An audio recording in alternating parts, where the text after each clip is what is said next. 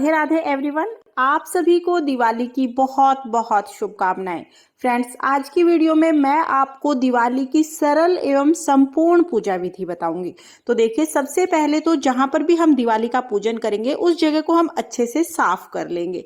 तो अच्छे से हमें इसे साफ कर लेना है। उसके बाद वहां पर आप चाहें तो कोई रंगोली बना सकते हैं, आप चाहें तो अष्टदल कमल बना सकते हैं, या अगर आपको कुछ भी नहीं आता है रंगोली वगैरह बनाना तो हम स्वास्तिक बना लेंगे। तो यहाँ पर हल्दी से, चंदन से या रोली से हम स्वस्तिक बना लेंगे। स्वस्तिक बहुत ही शुभ चिन्ह होता है। कोई भी पूजा जब हम शुरू करते हैं तो उसमें स्वस्तिक बनाते हैं। दिवाली के दिन शाम के समय हम लक्ष्मी पूजन करते हैं। तो देखिए, पहले तो हम यहाँ पर स्वस्तिक बना लेंगे, उसके बाद इसके ऊपर थोड़े फूल चढ़ाएंगे और फिर हमें इसके ऊपर चौकी लगानी है। तो चौकी आप लगा लीजिए। चौकी पर लाल रंग का हम वस्त्र बिछा लेंगे। सुंदर सा आप चौकी को सजा लीजिएगा और लक्ष्मी गणेश जी का पोस्टर लगा लीजिएगा। तो पेपर का जो पोस्टर आता है ना, वो हम लक्ष्मी गणेश जी का जरूर लगाते हैं। आपके पास अगर बड़ी सी फोटो या मूर्ति है तो वो भी आप लगा सकते हैं। इसके साथ ही सबसे पहले हमें चौकी पर कलश की स्थापना करनी है। तो देखिए, अपने लेफ्ट हैंड की तरफ, जो आप पूजा कर रहे हैं ना, आप अपने लेफ्ट हैंड की तरफ थोड़े से चावल रख लें। उसके ऊपर हमें एक कलश रखना है। कलश को कंठ तक जल से भरकर फिर हम कलश रख लेंगे। कलश के अंदर हल्दी, सुपारी, सिक्का, चावल और फूल हम डाल लेंगे। पांचों चीजें डालने के बाद आम के पत्ते हम लगाएंगे। आम के पत्तों पर आप तिलक कर लीजिएगा, और आम के पत्ते अगर आपको ना मिले तो अशोका के पत्ते आप ले सकते हैं। उसके बाद एक प्लेट में चावल भर के हम इसके ऊपर रख देंगे, और फिर हमें नारियल रखना है।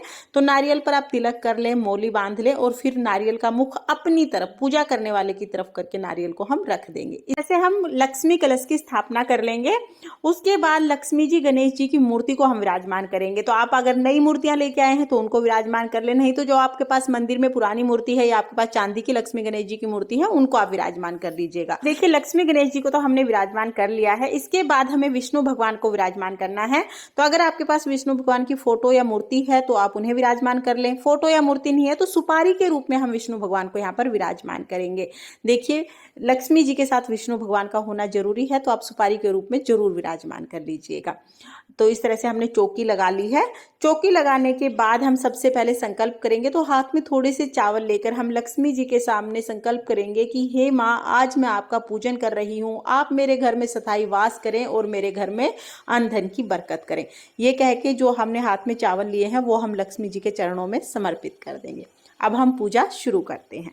तो पूजा में सबसे पहले हम शुद्धिकरण करेंगे, यानी भाव रूप में सभी को हम स्नान करा देंगे। उसके बाद एक बड़ा अखंड दिया जलाया जाता है दिवाली के दिन।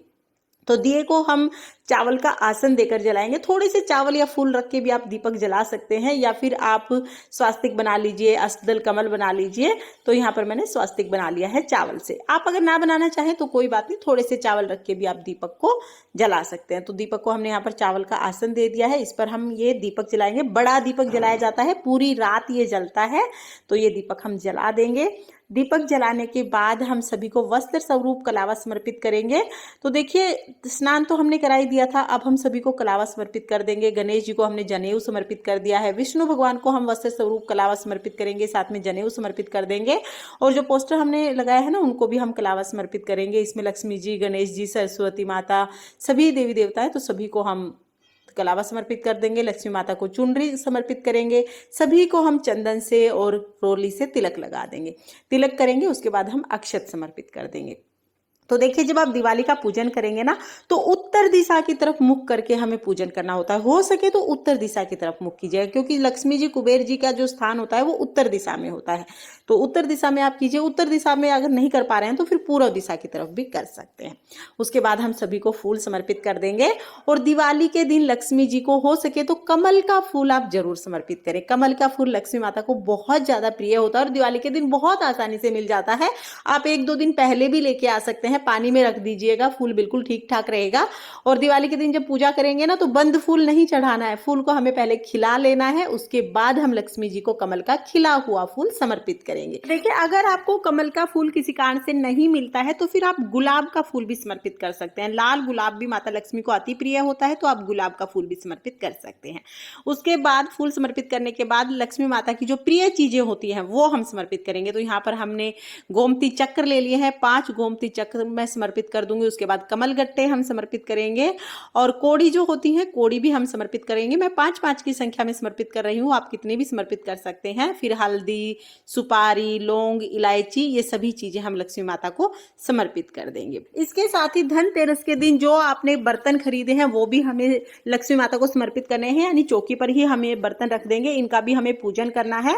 और साथ में ही आपने सोने चांदी की जो चीज खरीदी है वो आप रख लीजिए। अगर आपने सोने चांदी की चीज नहीं खरीदी है तो घर पर पहले से ही जो सोने चांदी की चीज है वो हम रख लेंगे और साथ में थोड़े पैसे भी हम जरूर रखेंगे। कुछ लोग तो सारे पैसे सारे गहने रखते हैं, आप चाहे तो सारे रख सकते हैं या आप थोड़े बहुत रख सकते हैं, क्योंकि ये भी लक्ष्मी माता का ही स्वरूप है, तो इनका पूजन हम साथ में ही करेंगे। फिर सभी को मैंने तिलक कर दिया है, अक्षत समर्पित कर दिए हैं। उसके बाद जो कोड़ी और हमने जो ये गोमती चक्र वगैरह चढ़ाए हैं इनको भी हम तिलक कर देते हैं। आप चाहे तो इनके बाद में आप लक्ष्मी पोटली भी बना सकते हैं। उसके बाद देखिए हम सप्त धान समर्पित करेंगे, तो 7 अनाज, साबुत अनाज हमें समर्पित करने होते हैं। धनिया इसमें जरूर होना चाहिए, उसके अलावा कोई भी 7 खड़ा अनाज ले सकते हैं। तो यहाँ पर लक्ष्मी माता को सप्त धान समर्पित करना बहुत शुभ माना जाता है, तो आप जरूर समर्पित कीजिएगा। फिर हम भोग समर्पित करेंगे, तो भोग में हमें खील बताशे का भोग जरूर समर्पित करना है। साथ में ही जो भी मिठाइयाँ आपने बनाई हो या बाजार से मंगवाई हो उन मिठाइयों का भोग आप जरूर समर्पित करें। इसके साथ ही हम ऋतुफल का भी भोग समर्पित करते हैं, तो जो भी ऋतुफल आपको मिल जाए उनका भोग आप समर्पित कीजिएगा। तो हम भोग समर्पित कर देंगे। भोग समर्पित करने के लिए हमें पान के पत्ते पर भोग समर्पित करना है, तो पहले तो हम भोग चढ़ा देंगे, उसके बाद पान का पत्ता लेंगे। जो भी भोग हमने समर्पित किया है ना वो हम पान के पत्ते पर रखेंगे, तो थोड़ी खील, पतासे और मिठाई जो भी आपने ली है वो हम पान के पत्ते पर रखकर लक्ष्मी माता को समर्पित करेंगे। लक्ष्मी माता को पान अति प्रिय है, इसलिए हम पान के पत्ते पर लक्ष्मी माता को भोग समर्पित करेंगे। तो यहाँ पर देखिए जो जो हमने मिठाइयाँ ली है वो सब हम खील पतासे के साथ ही रखेंगे और लक्ष्मी माता के सामने भोग समर्पित कर देंगे। लक्ष्मी माता को भोग ग्रहण करने के लिए हम प्रार्थना करेंगे। उसके बाद जल हम समर्पित कर देंगे।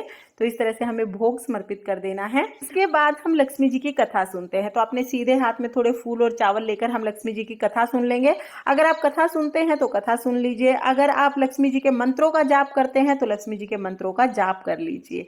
तो इस टाइम पर आप कथा या जाप कर सकते हैं। अगर आप कथा जाप नहीं करते हैं तो फिर आप इस पार्ट को स्किप कर सकते हैं। सुनने के बाद जो फूल और चावल हैं वो हम लक्ष्मी जी के चरणों में, गणेश जी के चरणों में समर्पित कर देंगे और थोड़े से चावल हम जल के लोटे में भी डाल देंगे। इसके बाद हम दीपक जलाते हैं, तो बहुत सारे दीपक जलाए जाते हैं दिवाली के दिन। सभी दीपक आप इस टाइम पर जलाकर चौकी के पास ही रख लें। उसके बाद धूप दीप दिखाएंगे और जो धनतेरस को आप बर्तन लेके आए हैं उसमें भी आप खील पतासे जरूर डाल दें, खाली नहीं छोड़ते हैं किसी भी चीज को।